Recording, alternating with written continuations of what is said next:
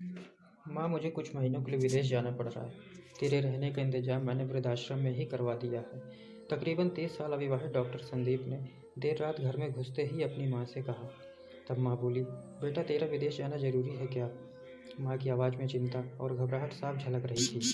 तब डॉक्टर संदीप बोला, माँ मुझे इंग्लैंड जाकर कुछ रिसर्च करनी है।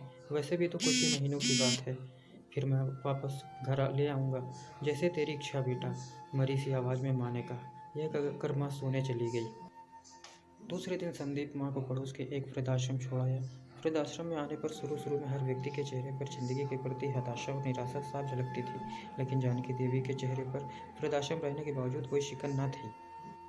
एक दिन आश्रम में बैठे कुछ बुजुर्ग आपस में बातें कर रहे थे। उनमें से 3-4 महिलाएं भी थीं। उनमें से एक महिला बोली, डॉक्टर का तो कोई सगा संबंधी नहीं था जो अपनी माँ को यहाँ छोड़ गया। तब वहाँ बैठी एक महिला बोली, जानकी देवी जी के पति की मौत जवानी में ही हो गई थी।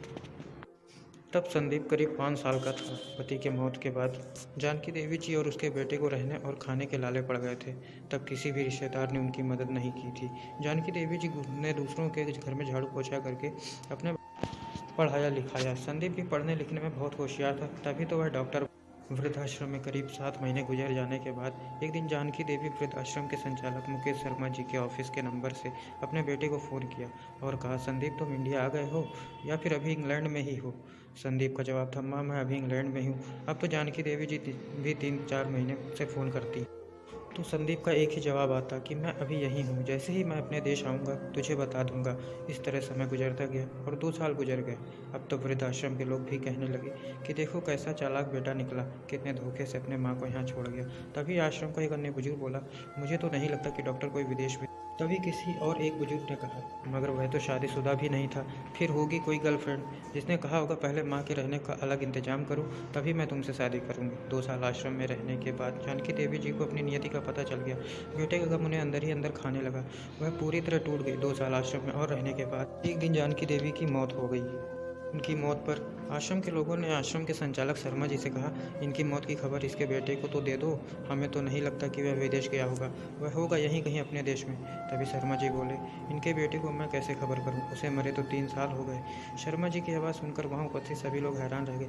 तभी उनमें से एक बोला, अगर उसे मरे 3 साल हो गए तो जानकी देवी मोबाइल पर बात कौन करता था?